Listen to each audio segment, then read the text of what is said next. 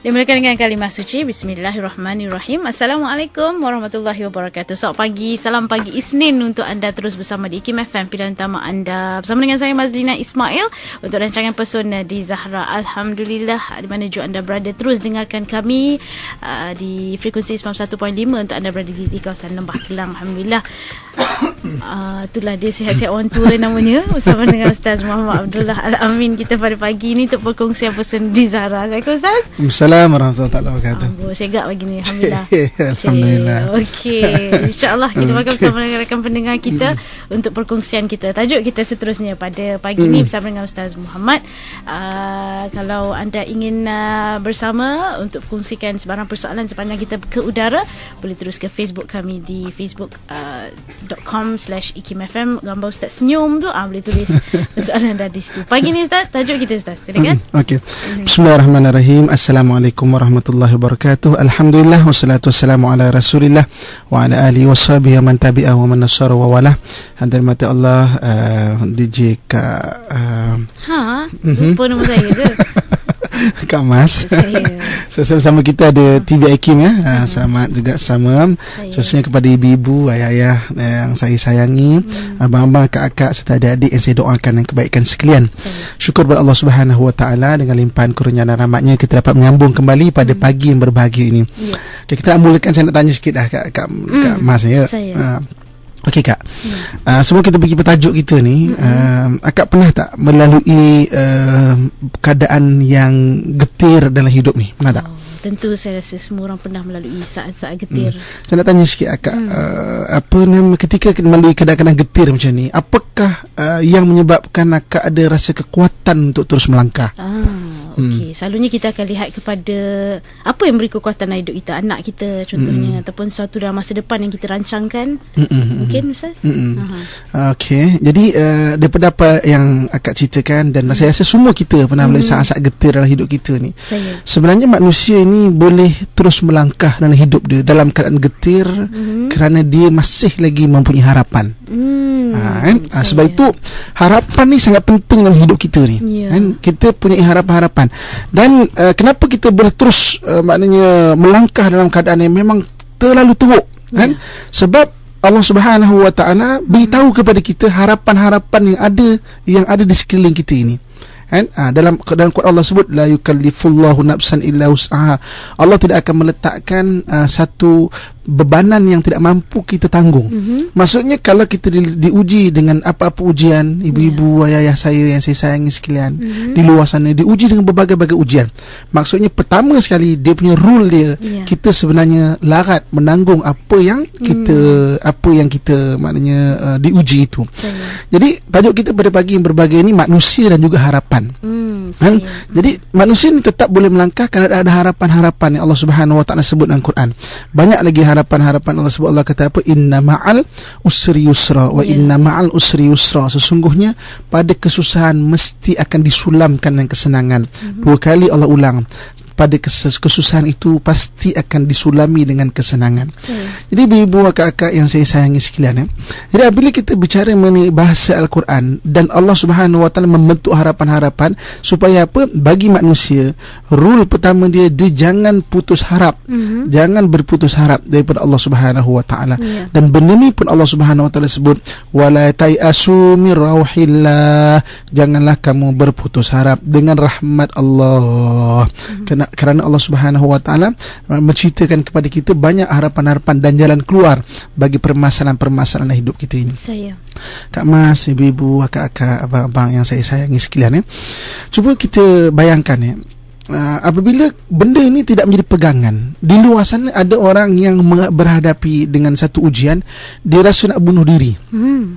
Sebab dia maknanya macam tak tertanggung apa yang dihadapi, ujian-ujian yang dihadapi ini. Ada orang yang nak terjun bangunan, ada orang nak terjun sungai, ada orang nak terjun jambatan, ada orang nak terjun katil. Maknanya punya gadung yang bini terjun katil. Maknanya punya tak tahan aja terjun katil. Okay. Ada orang yang tak tahan macam tu sampai nak mencederakan diri. Banyak pelakon-pelakon kita lihat di luar sana kan, yang bukan Islam kan, yang akhirnya membunuh diri, kita Saya. tengok. Sebab apa? Tak ada harapan, putus harapan. Sedangkan Allah Subhanahu Wa Taala sebut dalam hidup kita ni mesti tetap ada jalan keluar bagi segala permasalahan kita.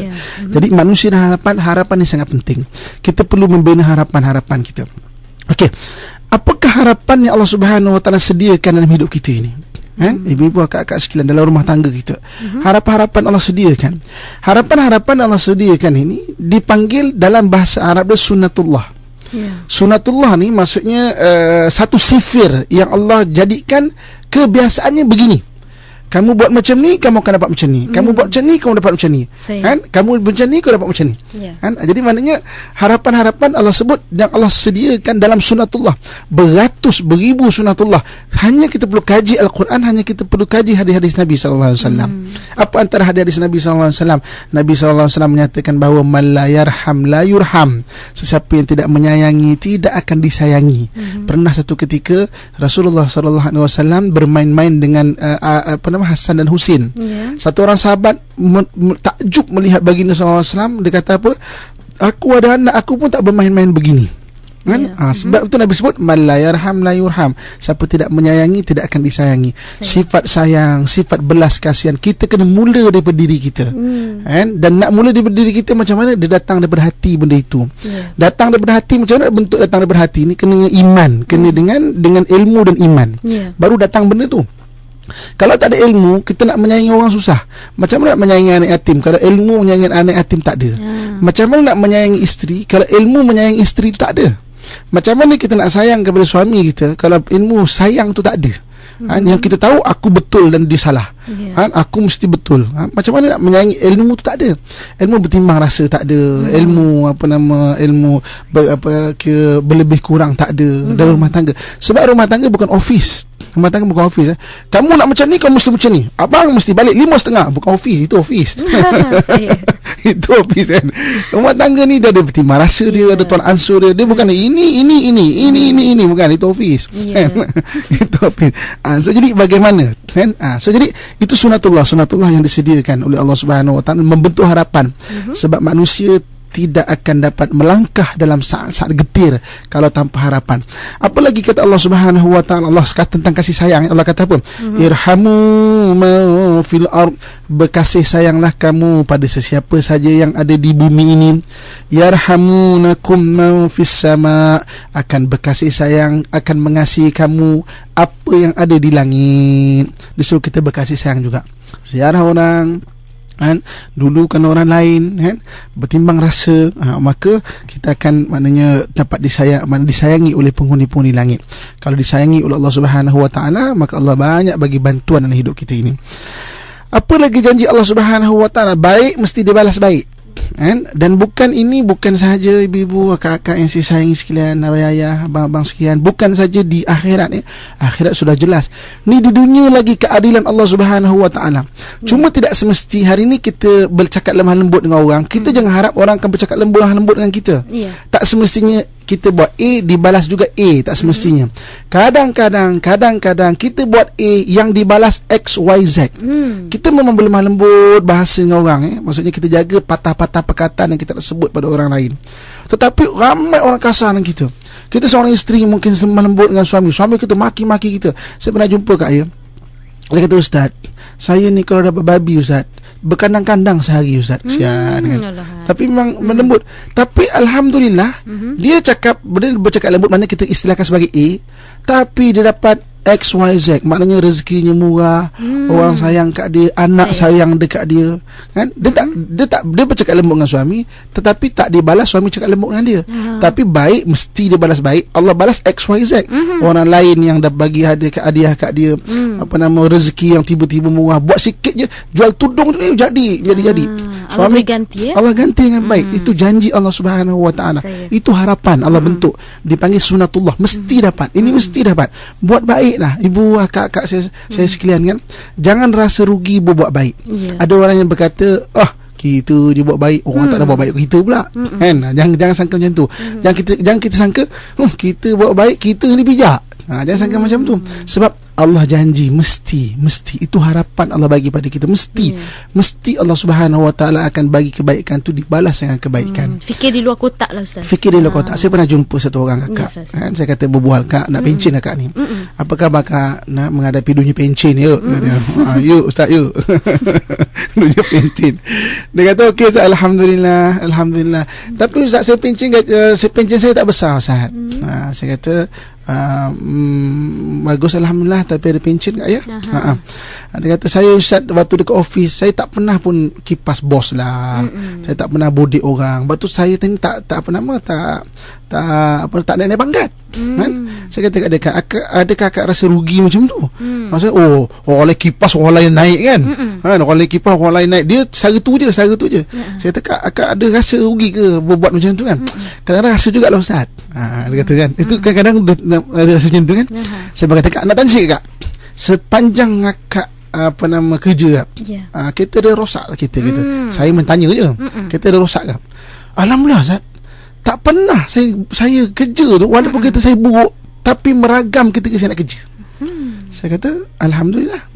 Kak anak macam mana kak? Anak semua lepas universiti, alhamdulillah. Alhamdulillah. Berbanyak kita tengok orang yang naik pangkat, anaknya huru-hara berbanyak. Maksudnya apa? Buat baik mesti Allah akan balas buat baik. Tak semestinya kita buat A, Allah bagi A balas baik itu. Kadang-kadang kita buat A, Allah balas balik XYZ. Sebab itu ibu-ibu, akak-akak, ayah-ayah saya sekalian, jangan rasa rugi buat baik. Allah sediakan harapan-harapan, dipanggil sunnatullah. Banyak lagi kalau kita nanti insya-Allah satu hari nanti kita bincang khas tajuk sunnatullah, tapi mungkin banyak siri lah 5-6 siri mungkin sunnatullah yang ada. Harapan-harapan Allah kata mesti akan berlaku benih. Sabar kata Allah Subhanahu Wa Taala. Mesti Allah tu bersama orang yang sabar. Kalau orang bersama orang sabar, maksudnya Allah bersama tu, maksudnya Allah akan berikan ketenangan. Sebab Allah bila bersama dengan kita, Allah anugerahkan hadiah paling besar yang tak dapat dekat kedai. Itulah sebuah ketenangan. Walaupun orang kata dia, maki dia sebagainya, dia tenang, dia tidur lena kan. Orang lain dah tak tidur lena kan. Hajar tahu tak? Hajar ni orang kata Hajar tahu. Hajar kalau datang majlis token Hajar baru tahu kan. Alhamdulillah. Kalau dia cakap tu betul, aku ada peluang baik ke diri. Kalau dia cakap tak betul, aku ada peluang memaafkan.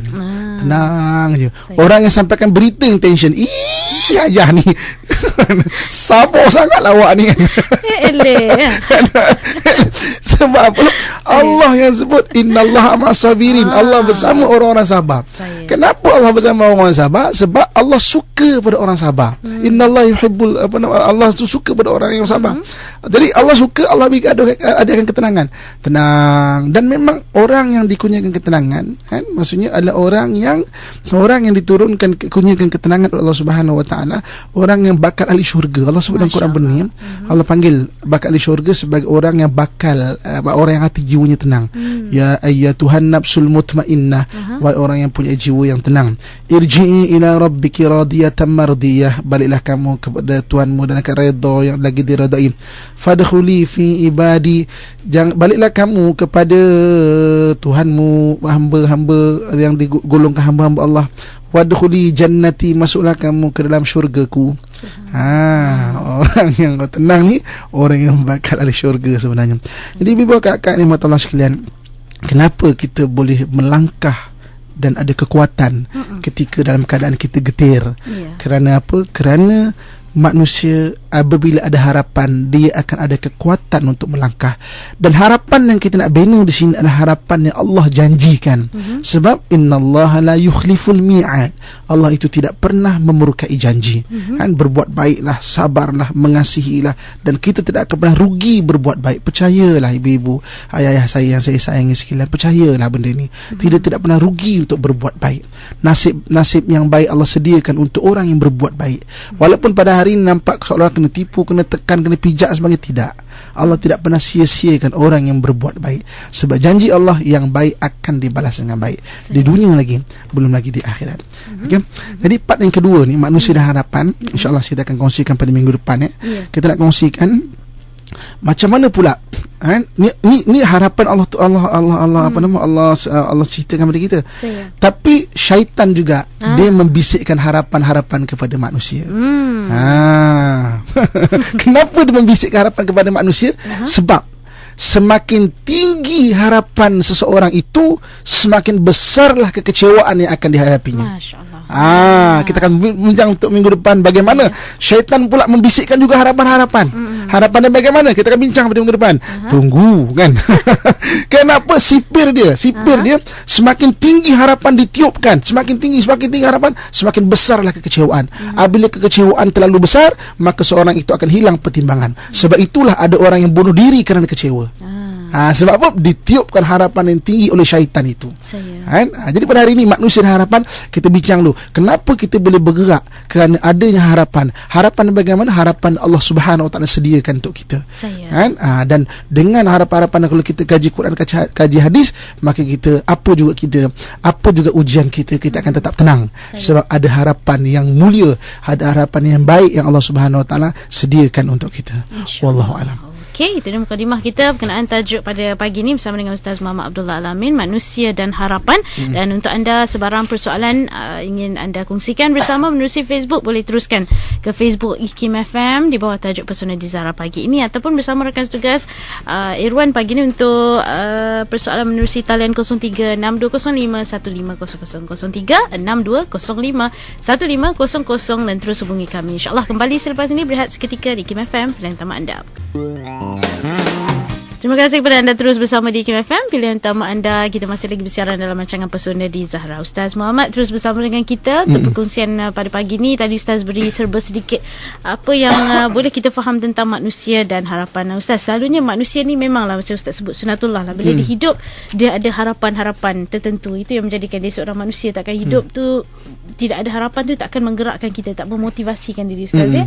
Jadi penting masa Ustaz sebut tadi, ilmu untuk membuat kebaikan itu penting untuk beri motivasi untuk terus melakukan kebaikan. Dan kita juga alur-alurkan persoalan kita seperti kita war-warkan. Kita nak ambil menerusi Facebook dulu. Ada yang bertanya SK, Assalamualaikum Ustaz, apakah amalan yang harus saya teruskan sebagai tanda kasih sayang pada suami, ibu, ayah, mertua yang telah tiada semuanya, tapi saya tidak terlalu sedih atas kehilangan ini kerana mungkin anak masih ada. Ustaz, bagaimana? Satu ketika ada satu orang anak ibunya meninggal. Jadi ketika anak kecil kan, anak dalam umur 8 tahun begitu kan. Jadi ketika selesai jenazah ibu dia dikebumikan, disemadikan, maka dia menangis-nangis dekat kuburan nisan ibu dia, kan? Dia kata, ibu, bangun ibu. Kalau ibu sakit sebelum ini kan, saya akan tolong suapkan ibu. Kalau ibu sejuk, saya akan tolong selimutkan ibu. Anak kecil 8 tahun kan. Kalau ibu sakit lenguh-lenguh badan, saya akan picitkan ibu. Bangun ibu dekat kuburan itu. Maka ustaz ataupun tuan guru yang menyempurnakan jenazah ibu ini kan, ambil anak ini, letak di pangkuannya, peluk. Dia kata, nak, kalau andai kata ibu masih hidup, ibu sakit, engkau boleh tolong suapkan ubat untuk ibu. Kalau ibu sejuk, engkau boleh tolong selimutkan ibu. Kalau andai kata ibu lenguh badan, engkau boleh tolong picitkan ibu. Kalau ibu apa saja kehendak ibu, engkau boleh tolong bawakan untuk ibu. Tapi ketika hari ibu telah meninggal, yang ibu harapkan adalah apakah sedekah amalan yang kau berikan kepada ibu ini. Nak, hari ini aku akan ajarkan kepada kamu bagaimana cara untuk berbakti kepada orang yang telah meninggal. Ini satu kisah. Jadi sebenarnya dalam hadis Nabi SAW, Nabi dia menyatakan bahawa idza mata ibnu Adam inqata amalu illa min thalatha. Mati anak Adam, terputus amalannya kecuali 3. Sedekahun jariyah, sedekah yang maknanya berterusan, al-ilmu yuntafa'u bihi, ilmu yang bermanfaat, dan juga wa waladun salih yad'u, anak soleh yang mendoakan. So kita hari ini suami dah meninggal, ibu dah mertua dah meninggal, ayah dah meninggal. Apa yang perlu kita buat? Buat banyakkan sedekah Fatihah untuk mak ayah, sedekahkan buat kenduri-kenduri ke untuk mak ayah, buat wakaf ke untuk mak ayah, kan, kita sebagai isteri kan, ataupun sebagai anak. Apa lagi kita boleh buat? Kita boleh buat juga ni, nak korban, musim korban ni. Hadis yang diriwayatkan oleh Tirmizi, kan, boleh tak berkorban untuk orang meninggal. Sayyidina Ali karamallahu wajah terus membuatkan korban untuk baginda sallallahu alaihi wasallam walaupun baginda telah meninggal. Kan? Jadi perbahasan ulama pada hadis Tirmizi ini, ada yang mengatakan bahawa boleh kita buatkan untuk orang meninggal. Yang keduanya, boleh kita buatkan untuk orang meninggal jika mereka dipesankan kepada kita. Tapi maksudnya ada hadis ini. Maksudnya ni musim korban ni. Sebab kelebihan korban besok, korban itu akan menjadi tunggangan kepada kita. Di akhirat besok kita buatkan untuk mak mertua kita, ayah kita, ibu kita, isteri kita, ke suami kita, ke ataupun moyang-moyang kita. Kita buatkan untuk mereka. Itu antara bagaimana berbakti ketika mereka sudah tiada. Wallahu alam. Terima kasih Ustaz. Kita dengar juga pemanggil kita yang pertama pada pagi ni, Azlina dari Johor Bahru. Saya hanya mampu berdoa, mengadu pada Allah apa yang terjadi. Memang Allah kurniakan saya X, Y dan Z. Tapi saya kesian apa yang akan jadi pada anak saya kemudian dengan perangai dia macam gitu. Saya hanya mampu berdoa je Ustaz, saya tak boleh nampak apa. Saya minta pencerahan dari Ustaz lah. Itu saja Ustaz. Terima kasih. Assalamualaikum. Assalamualaikum. Pertama syabas daripada akak kan. Akak ada panduan untuk sabar. Sabar ya. Okey. Dan akak mengakui bahawa kita dah berbuat baik dengan suami, dapat XYZ tu, dapat. Tapi apa? Tapi kita takut anak kita terikut perangai dia dan sebagainya kan. Itu apa? Itu bisikan-bisikan daripada syaitan. Yang akhirnya kita kata macam macam rugi je kena penuh macam ni. Maksudnya kena nanti kita, minggu depan. Tak, jangan lupa ikut dengar minggu depan. Kita akan cerita macam mana pula syaitan pula membisikkan harapan. Supaya apa? Semakin tinggi harapan dibisikkan oleh syaitan tu, semakin besar kekecewaan. Nanti akhirnya syaitan akan meruntuhkan harapan itu, habis kecewa kita, hilang panduan kita. Minggu depan tunggu. Tapi kak terus berbuat baik. Allah janji, percayalah kak, bukan cakap saya. Allah berjanji, innallaha la yukhliful mi'ad. Allah tidak pernah memukiri janji dia. Mesti Allah akan balaskan kebaikan. InsyaAllah. Dan juga lagi daripada Facebook, kalau Ustaz sebut tentang harapan Ustaz, harapan ni bukan saja sesuatu yang kita dapat di dunia, kita juga berharapkan syurga di akhirat Ustaz ya. Rakan kita biar berubah, macam tu nama dia. Assalamualaikum Ustaz, bagaimana untuk menebus rasa berdosa atas pasangan kita yang telah berpisah hidup ataupun mati agar hati menjadi tentera? Mungkin kadang-kadang ni ada bisikan yang bagi tahu dalam hati kita, tak payahlah, habis dah, memang dah Tuhan tak ampunkan. Macam mana Ustaz? Okey. Ada dua benda tu ya. Dalam kitab Tawabin menyatakan bahawa kalau anda kata kita nak berbuat meminta maaf kepada orang yang telah meninggal, dua cara dia. Yang pertamanya, banyakkan buat amalan dan sedekahkan kepada orang itu. Mak kita dah meninggal, kita pernah derhaka pada mak kita, macam mana? Banyakkan amalan, sedekah pada mak. Ataupun suami, bekas suami kan, ataupun suami kita meninggal, kita dulu derhaka, tapi sekarang ni dah dengan IKIM kan. Macam mana nak buat ni kan? Dua benda. Pertama, buatkan amalan, sedekahkan pada orang yang telah meninggal tu. Yang kedua, berbuat baiklah kepada sesiapa yang dia sayang. Kalau dia suami kita, dia telah meninggal contohnya kan, dia sayang pada anak-anak kita lah kan. So berbuat baik, jaga betul anak-anak itu. Dia sayang pada mak dia, buat baiklah pada mak dia. Dia sayang pada sesiapa, buat baiklah pada sesiapa yang disayangi. Itu dua benda macam mana nak minta maaf pada orang yang telah meninggal. Okey. Yang keduanya, kalau dia belum meninggal macam mana, ada rasa tekilan kat hati tu kan, berbuat baiklah. Sekarang ni mudah, SMS ada, WhatsApp ada, apa lagi benda-benda lagi, Facebook ada kan. Kita hantar satu ucapan, selamat hari raya ya bang ya. Kalau anda kata dah tak ada apa-apa nak ucap kan, ini hari Senin kan, selamat hari Senin ya. Maaf saya batin, selamat hari Senin, maaf saya batin. Tiba-tiba je tak salah benda tu. Beri hadiah ke kan. Minta maaf pada orang yang kita tahu kita salah waktu tu, kemudian dah berpisah, nak macam mana? Maknanya minta maaf balik. Tidak pernah rugi orang yang meminta maaf. Bak kata pepatah Melayu, tidak hilang bisa ular menelusuri akar. Dia rendahkan diri dia menyusuri akar tu, tidak hilang bisa dia. Kalau kita hebat, kita merendahkan diri, minta maaf, tidak hilang bisa kita. Buang ego tu Ustaz ya. Wallahualam. Itu dia. Kita dengar pula Kak T dari Kota Baru. Assalamualaikum. Assalamualaikum. Kak T dari Kota Baru. Ya Kak. Berkenaan dengan tajuk ni, pernah terjadilah dengan Kak T. Kak T diuji dengan dugaannya orang kata agak berat jugalah Ustaz. Kemudian satu orang ustaz tu dekat Kota Baru ni nasihatlah Kak T, kita jangan letakkan harapan kita ni kepada manusia, hatta pada orang yang paling kita sayang pun, sebab suatu hari kasih sayang manusia tu akan padam juga. Tapi kasih sayang Allah kekal selama-lamanya. Katanya, carilah Allah di setiap waktu hidup kita, insya-Allah kita akan temui ke jalan yang kita cari selama ini, iaitu sebuah ketenangan. Ustaz, Kak juga nak tanya, apakah surah-surah tertentu yang kita patut baca untuk solat sunat fajar? Itu saja. Assalamualaikum. Assalamualaikum. Okey. Solat sunat fajar ada dua pendapat mengenai sunat fajar. Ada pendapat solat fajar ni adalah solat subuh itu. Selepas azan berkumandang subuh, kita buat solat sunat qabliyah subuh, itu sunat fajar. Ada berpendapat bahawa solat sunat fajar ini solat sunat sempena keluarnya fajar sadiq. Iaitu katakanlah subuh 5.30 contoh kan? Katakan 5.30, dalam 5.20 tu kita boleh buat sunat fajar. Kan? Apakah yang bagus baca kan? Benda-benda surah tak ada masalah, apa-apa yang bagus. Yang paling penting khusyuk itu. Tapi kalau nak kata apa yang bagus, apakah yang bagus untuk baca sunat fajar ni? Benda-benda yang surah yang berkaitan dengan waktu pagi. Wadduha, surah duha boleh, surah al-fajr boleh. Panjanglah pula ustaz. Tu tanya sangat kan. Panjanglah pula. Baca qul huwallahu ahad pun boleh. Rakaat pertama qul huwallahu ahad, rakaat kedua qul huwallahu ahad pun boleh. Lagi bagus rakaat pertama qul huwallahu ahad 3 kali, rakaat kedua qul huwallahu ahad 3 kali. Kita dapat pahala mengkhatamkan Quran 2 kali dalam satu solat itu. Wallahu a'lam. Itu dia surah yang diberikan ustaz sebentar tadi. Okey ustaz, kita ambil lagi daripada Facebook. Cik Wan bertanya, Assalamualaikum ustaz. Okey ustaz, kali ni kadang-kadang wanita ni bila terlalu sayang tu yang boleh jadi garang dan geram pada suami.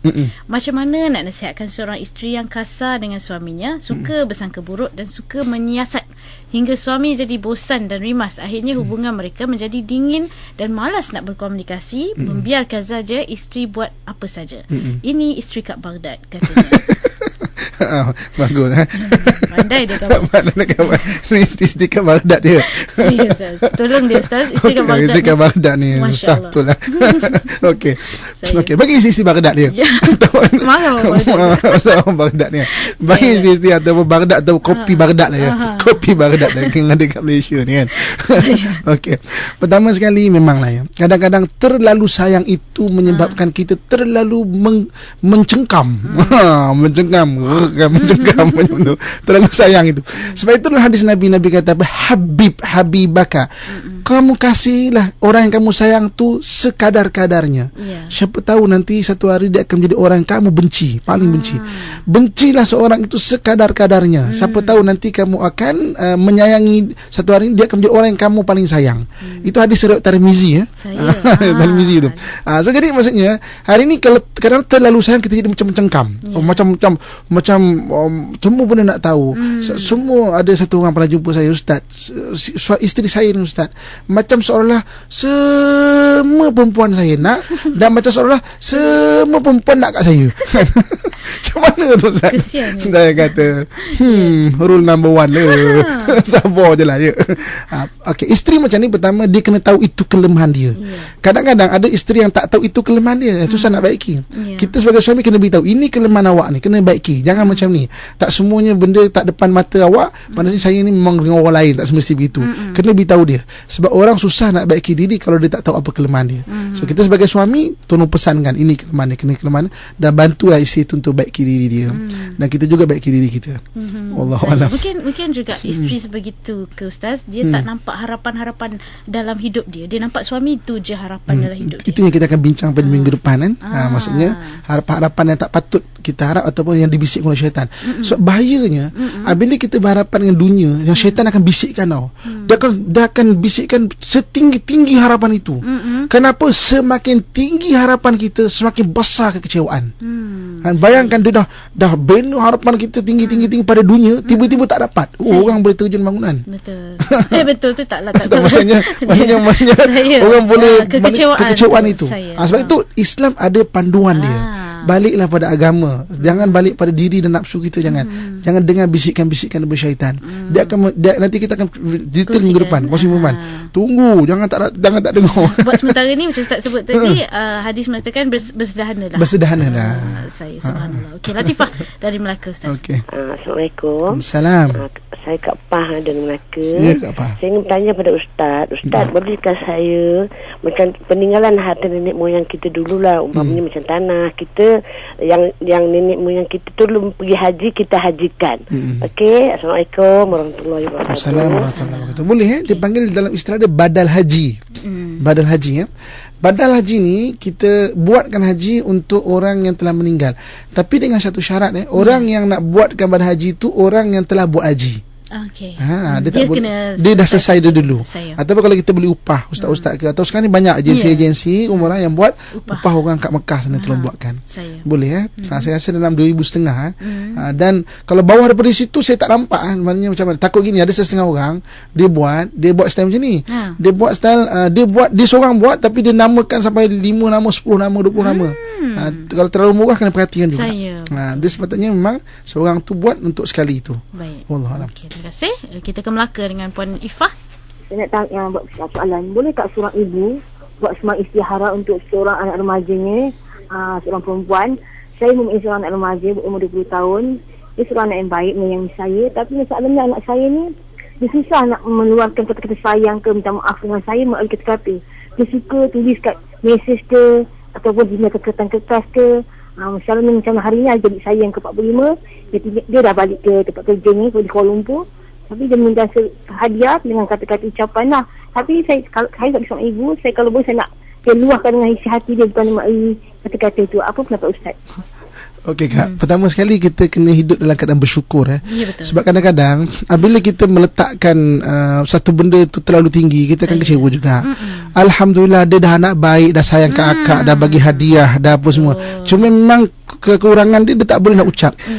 Kita tak boleh nak harap anak tu terlalu sempurna buat kita. Siapa kita yang Allah nak anugerahkan terlalu sempurna anugerah dalam hidup kita? Kan? Bagus sangat ke sembahyang kita kan? Bagus sangat ke puasa kita. Kadang-kadang orang cakap, kenapa saya yang diuji? Kenapa bukan orang lain? Kenapa Allah nak bagi semua perfect pada kita? Bagus sangat ke hubungan kita dengan Allah Subhanahu Wa Taala? Kenapa kita tidak boleh diuji? Kenapa kita tak boleh nak diuji kan? So jadi maksudnya anak tu dah bagus, alhamdulillah, syukur. Dah limit tu dah okey dah. Jangan harap tinggi-tinggi lagi. Takut apabila kita terlalu nak marah lebih tinggi-tinggi lagi, takut nanti tak kesampaian kita yang kecewa. Alhamdulillah Kak, sabar, bersyukur. Kalau belum kahwin lagi, carikan menantu yang bagus untuk dia tu. InsyaAllah. DJ Hakim kita baru 2 orang tak kahwin lagi. Terima kasih Ustaz. Kita terus ke Kak Nur dari Masai. Saya nak bertanya dengan Ustaz mengenai suami. Dia memang banyak pergi majlis-majlis ilmu, kuliah-kuliah agama, dan sembahyang pun memang di masjid. Tetapi apabila dia berjumpa dengan kerabat-kerabat dia, sanak saudara dia, dia tak nak pun selit-selitkan apa yang dia belajar kat masjid, kat surau. Dia lebih kepada perkara-perkara dunia, bercakap dengan cara yang dengan ketawa, dengan apa. Kadang-kadang saya sebagai isteri, saya ada juga menegurnya. Tapi itulah, tak didengarnya. Kadang-kadang dia memang tak menerima lah teguran daripada isterinya kan. Tapi saya selalu kadang saya tak boleh lah nak cakap lebih kadang. Okey Ustaz, itulah kisahnya. Sama juga Kak. Pertama sekali suami tu dah bagus dah. Dah pergi majlis ilmu dan cuma alhamdulillah. Cuma manusia ni begitulah ya. Kalau dia baik pada satu benda, dia tak semua tempat dia tu bagus. Itulah manusia kan. Kita bukan nabi kan yang perfect semua benda kan. Yang perfecto semua benda. Semua benda perfect. Dia ada kelebihan tu dan tengok adakah kelebihan itu lebih besar daripada kelemahan dia. Kalau dia kelebihan itu lebih besar dari kelemahan dia, jangan besarkan kelemahan itu. Kan, lebih kurang bertimbang rasa, ada masa tegur, ada masa doakan. Sebab kelebihan tu dah lebih besar daripada kekurangan dia. Dia dah pergi masjid, alhamdulillah, sembahyang dah jaga, alhamdulillah. Cumanya jumpa keluarga dia hoha sana, hoha sini kan. Okey, kelemahan itu kita tak kata itu bagus. Kelemahan itu tak kelemahan, tapi alhamdulillah kelemahan itu kecil berbanding dengan kelebihan yang telah dibuat itu. So bertimbang rasa, maafkan, doakan, sesekali tegur. Jangan rasa, jangan besarkan kekurangan tu. Kan kita pernah dekat Aikim dengan pernah kan? Saya suka cerita balik benda ni sebab apa tau. Kita bayangkan Assalamualaikum Ustaz. Sedih bunyi kan, saya ingat saya ni Ustaz, bayangkan Ustaz ya. Saya ni Ustaz, suami saya bagus Ustaz, dia ke masjid sembahyang jaga, alhamdulillah semua bagi nafkah bagi. Tapi Ustaz, dia kalau jalan tak pernah nak pegang tangan saya Ustaz. Sedih saya Ustaz. Macam mana? Saya Agak-agak je dulu kan. Betul Ustaz. Maksudnya apa? Alhamdulillah, cuma isu pegang tangan. Ya Allah, dekat luar beberapa ramai ibu-ibu akak-akak bercita-cita untuk suami imamkan dia tapi tak dapat. Ya, betul. Ini dia nak ejek ke masjid, dia nak imamkan kita. Dia memang cuma isu pegang tangan kan. Maknanya bersyukur, tengok Allah dah kurniakan banyak kebaikan. Kelemahan yang kecil jangan dibesarkan. Wallahualam. Tengoklah apa yang baik pada seseorang Ustaz ya. Ada kelemahan. Dan kita ambil pemanggil kita yang terakhir untuk sesi pada pagi ni, Puan Noridah dari Ampang. Saya Puan Noridah daripada Ampang. Saya ingin tanya soalan iaitu berkenaan dengan harta pusaka. Saya orang Negeri Sembilan, mempunyai adat berpatih. Harta pusaka anak perempuan yang mendapat dan anak lelaki tak dapat. Jadi sekarang harta pusaka itu saya tahu nak terbubuh nama anak perempuan dan tidak nama anak lelaki. Apa hukumnya? Adakah saya berdosa?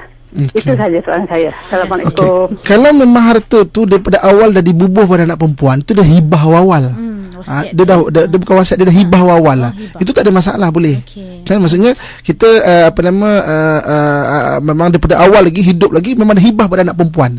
Kan? Maksudnya dia tidak ada berkaitan dengan harta pusaka dah. Sebab memang itu hibah pemberian semasa hidup. Semasa hidup. Itu tak ada masalah. Walaupun bagaimanapun di Negeri Sembilan dah ada enactment undang-undang dia tersendiri. Dan kita ada rakan-rakan daripada Jabatan Agama yang ada fatwa-fatwa tersendiri. Jadi Ibu Kak Noridah tadi boleh rujuk kepada Jabatan Agama yang Negeri Sembilan ya. Sebab setiap negeri ni dia ada fatwa yang tersendiri. Sebab agama Islam di bawah negeri-negeri dan dia ada fatwa tempatan dia. Sebab rujuk di sana kan. Tapi kalau apa yang diceritakan tadi dari sudut hibah tak ada masalah. Dalam pemberian tu ketika hidup lagi dia dah bagi.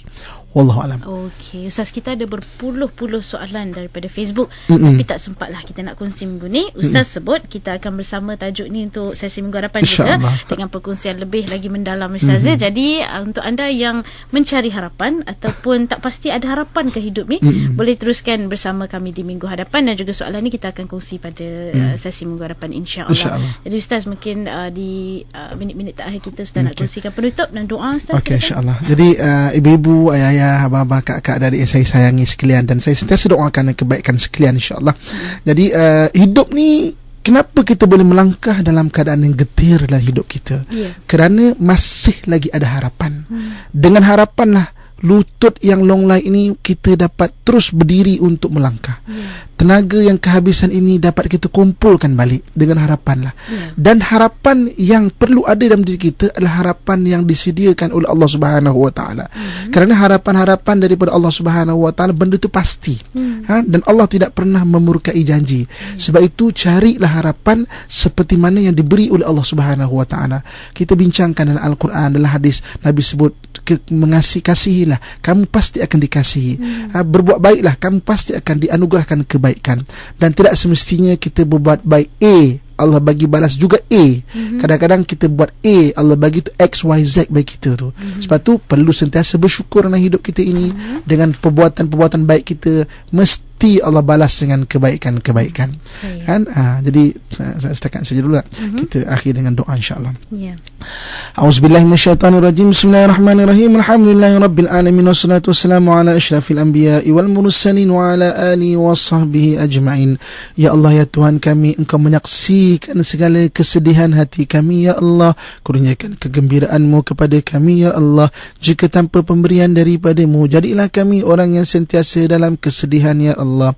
Ya Allah, ya Tuhan kami, Engkau menyaksikan segala permasalahan hidup kami ya Allah. Kurniakan jalan keluar bagi permasalahan kami ya Allah. Jika tanpa pemberian daripada-Mu, jadilah kami orang yang sentiasa dalam kebuntuan ya Allah. Ya Allah, ya Tuhan kami, Engkau menyaksikan segala hajat dan keperluan kami ya Allah. Kurniakan pemberian-Mu kepada kami ya Allah. Jika tanpa pemberian daripada-Mu, jadilah kami orang yang sentiasa dalam kekurangan ya Allah. Ya Allah, ya Tuhan kami, kurniakan dan kepada kami yang mendengar perbincangan kami pada hari ini, dan sesiapa saja yang menjayakan majlis yang mulia pada hari ini, keselamatan-Mu ya Allah. Hindarkan kami dari segala mara bahaya ya Allah, dari hasad dengki manusia yang menghasad ya Allah, dari kezaliman manusia yang jahat ya Allah, daripada gangguan jin dan syaitan ya Allah, daripada penyakit yang berjangkit ya Allah, daripada perkara yang tidak mampu kami tanggung ya Allah. Allahumma rabbana atina fid dunya hasanah wa fil akhirati hasanah wa qina adzaban nar wa adkhilnal jannata ma'al abrar ya aziz ya ghaffar ya rabbal alamin. Wa sallallahu ala sayyidina wa maulana Muhammad wa ala alihi wa sahbihi ajma'in. Subhana rabbika rabbil izzati amma yasifun, wassalamun alal mursalin, walhamdulillahi rabbil alamin. Taqabbalallahu minkum minna wa minkum taqabbal ya karim. Amin amin ya rabbal alamin. Itu saja perkongsian kita pada minggu ini dengan ditutup oleh doa oleh Ustaz Muhammad Abdullah Al-Amin sebentar tadi, dan terima kasih pada Ustaz atas perkongsian. Sampai kita bertemu lagi minggu hadapan insya-Allah. Assalamualaikum Ustaz. Waalaikumsalam warahmatullahi wabarakatuh.